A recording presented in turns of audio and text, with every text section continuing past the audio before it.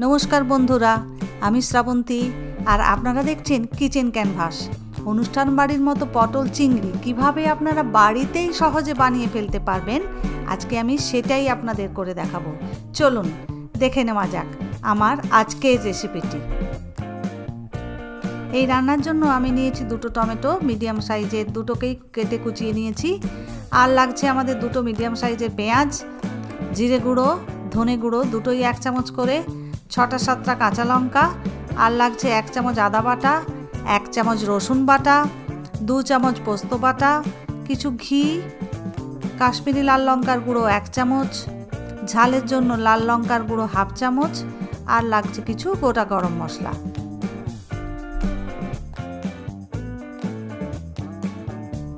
এই রান্নার জন্য আমি এখানে 12টি পটল নিয়েছি, আর নিয়েছি 10 টুকরো আলু, 150 গ্রাম চিংড়ি মাছ আর নারকেল কোড়া 1.5 কাপ মতো। প্রথমেই আমরা নারকেল কোড়াটা মিক্সির বাটিতে নিয়ে নিচ্ছি, এতে অল্প পরিমাণ জল যোগ করে দিচ্ছি, দিয়ে মিক্সি চালিয়ে নারকেলের পেস্ট বানিয়ে নিচ্ছি। এবার এই নারকেলের পেস্টটা একটা ছাঁকনিতে চামচ দিয়ে চিপে চিপে নারকেলের দুধটা বার করে নিচ্ছি। এই রান্নায় নারকেলের দুধ একটা অন্য মাত্রা এনে দেয়। দেখুন আমাদের নারকেলের দুধ রেডি। এই রান্নার জন্য আমি একটি মশলার মিশ্রণ তৈরি করে নেব। প্রথমে একটা বাটিতে নিয়ে নিচ্ছি ধনে গুঁড়ো 1 চামচ, নিয়ে নিচ্ছি জিরে গুঁড়ো 1 চামচ, কাশ্মীরি লাল লঙ্কার গুঁড়ো 1 চামচ, অল্প পরিমাণে হলুদ, আর ঝালের জন্য নিয়ে নিচ্ছি লাল লঙ্কার গুঁড়ো। সব কিছুকে জল দিয়ে মিশিয়ে রেখে দেব।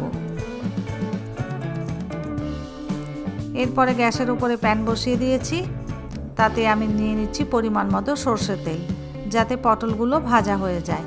এখানে আমি পটলের জন্য সরষের তেল ব্যবহার করলাম, আপনারা চাইলে অন্য তেলও ব্যবহার করতে পারেন। পটলগুলো দেখুন দুপ্রান্ত ভালোভাবে কেটে নিয়ে দুপ্রান্তেই কাট লাগিয়ে দিয়েছি, যাতে মশলাটা ভালোভাবে এর ভিতরে ঢুকে যায়। আমার পটলগুলো ভাজা হয়ে গেল। আমি এবারে একটা প্লেটের ভেতরে সমস্ত পটলগুলো ধীরে ধীরে তুলে নিচ্ছি। পটলগুলো আমি একটু নুন হলুদ মাখিয়েই আগে রেখেছিলাম, তারপর ভেজেছি। ঠিক তেমনিভাবে আলুগুলোতেও আমি নুন হলুদ মাখিয়ে রেখেছি। এরপরে একটা ঢাকনা চাপা দিয়ে আলুগুলোকে সেদ্ধ হতে দেব অন্তত পক্ষে 90%। এরপর দেখুন আমার আলুগুলো ভাজা হয়ে গেল, আমি আলুগুলো তুলে নিচ্ছি। এরপর ওই একই তেলে ছেড়ে দেব ম্যারিনেট করে রাখা চিংড়ি মাছগুলো। চিংড়ি মাছগুলো আমি আগেই নুন হলুদ দিয়ে ম্যারিনেট করে রেখেছিলাম। চিংড়ি মাছ কিন্তু বেশি ভাজবো না, 1-2 মিনিট হাই ফ্লেমে ভেজে নেব। চিংড়িগুলো আমার ভাজা হয়ে গেল, চিংড়িগুলো এবার তুলে নিচ্ছি।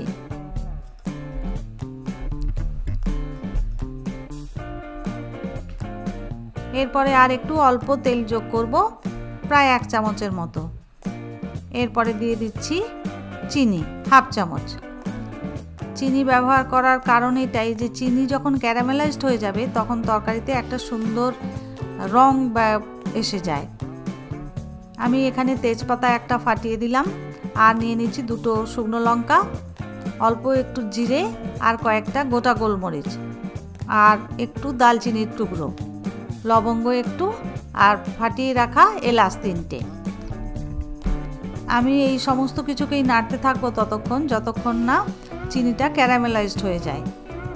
দেখুন আমার চিনিটা থেকে রং বেরোতে শুরু করেছে। আমি এবার ছেড়ে দিচ্ছি রসুন বাটা। রসুন বাটাটা একটু ভাজা ভাজা হয়ে গেলে তারপর আমি এতে দিয়ে দেব কুচিয়ে রাখা টমেটো। রসুন বাটাটা 30 সেকেন্ড মতো নেড়ে নিচ্ছি। এরপর দেখুন টমেটো কুচো দিয়ে দিয়েছি। টমেটোটা যাতে তাড়াতাড়ি নরম হয়ে যায় তাই আমি এখানে নুন আগে ভাগেই দিয়ে দিচ্ছি। নুনের পরিমাণটা এমনভাবে দেবো যাতে তরকারিতে আর পরে নুন না দিতে হয়।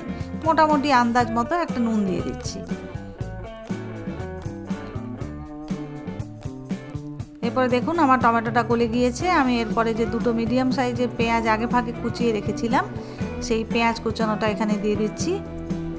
পেঁয়াজটা ততক্ষণ ধরে নাড়তে থাকবো যতক্ষণ না পেঁয়াজটা ট্রান্সপারেন্ট হয়ে যায়। দেখুন আমার পেঁয়াজ আর টমেটো মিলেমিশে গিয়েছে। এরপরে দিয়ে দিচ্ছি বেটে রাখা আদা। আদা দিয়েও একবার ভালোভাবে সব কিছু মিশিয়ে নিলাম। এরপরে আমরা যে মশলার মিশ্রণটা তৈরি করে রেখেছিলাম সেই মশলার মিশ্রণটা এখানে দিয়ে দিচ্ছি। সব কিছু ভালোভাবে কষাতে থাকবো।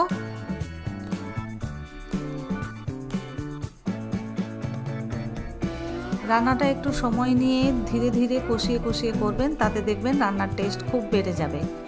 এরপরে আমি কাজু বাদাম বেটে রেখেছিলাম 2 চামচ মতো, সেই কাজু বাদাম বাটা 2 চামচ মিশিয়ে দিচ্ছি। সব কিছু আবার ভালোভাবে মিশিয়ে নিচ্ছি।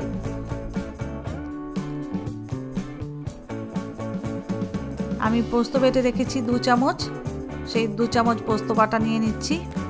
পোস্ত বাটা দিয়েও ভালোভাবে মিশিয়ে নিচ্ছি। এই কাজু আর পোস্ত এইটা বাটা দেওয়ার কারণেই এই রান্নার টেস্টটা এত অসাধারণ হয়। দেখুন আমার মশলাটা কষানো হয়ে গিয়েছে। যখন মশলাটা পাত্রের গা থেকে প্রায় ছেড়ে ছেড়ে আসবে তখন বুঝবেন যে মশলাটা কষানো হয়ে গিয়েছে। এখানে দেখুন আমার পাত্রের গা থেকে প্রায় ছেড়ে ছেড়ে আসছে, এক জায়গায় জড়ো হয়ে যাচ্ছে, তার মানে মশলাটা আমার কষানো হয়ে গিয়েছে। এরপর আমি ভেজে রাখা আলু আর পটলটা ওতে মিশিয়ে নিচ্ছি। ভালোভাবে আলু আর পটল মশলার সঙ্গে মিশিয়ে নিলাম।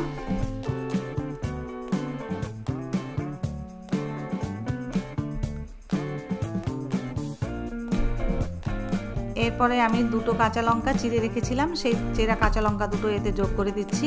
আবারও একটু নাড়িয়ে নিচ্ছি।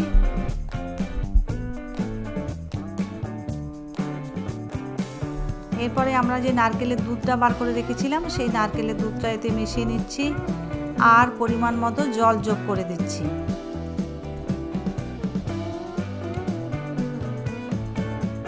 এখানে আমি প্রায় 1 কাপ মতো জল যোগ করে দিলাম।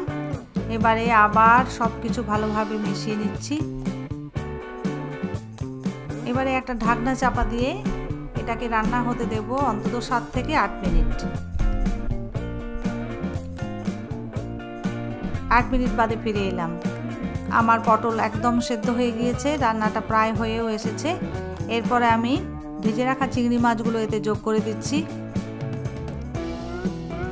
এই সময় আপনারা নুনটা একটু চেক করে নেবেন আর টেস্টটা ব্যালেন্স করার জন্য অল্প একটু চিনি এতে মিশিয়ে দিচ্ছি। সব কিছুকে আরেকবার ভালোভাবে মিশিয়ে নিচ্ছি। যদি আজকে আমার রান্নাটি ভালো লেগে থাকে প্লিজ আপনারা লাইক করুন, শেয়ার করুন, কমেন্ট করুন। আপনাদের মতামত আমার কাছে মহামূল্যবান। আরও 3-4 মিনিট রান্না করে নিচ্ছি। 4 মিনিট পরে এটা একদম রেডি। এরপরে এতে মিশিয়ে দেব আমি গোটা গরম মশলা বেটে রেখেছিলাম, সেই মিশ্রণটা এতে মিশিয়ে দিচ্ছি 1/2 চামচ, আর দিয়ে দিচ্ছি 1 চামচ ঘি। আপনাদের যদি ঘি সহ্য না হয়, অনেকে ঘি পছন্দ করেন না, তারা ঘিটা অ্যাভয়েড করবেন। এরপরে আবার ভালোভাবে মিশিয়ে নিচ্ছি। আমাদের রান্না একদম রেডি। এরপরে গরম ভাতের সঙ্গে এটাকে পরিবেশন করুন। দেখুন খুব সুন্দর লাগে খেতে, একবার অন্তত বানিয়ে দেখুন। আজ তাহলে এই পর্যন্তই, আবার দেখা হবে আগামী দিনে নতুন একটি ভিডিও নিয়ে। সবাই ভালো থাকুন, সুস্থ থাকুন। সবাইকে অনেক ধন্যবাদ। প্লিজ আমার চ্যানেলটি সাবস্ক্রাইব করে সবাই আমার পাশে থাকুন।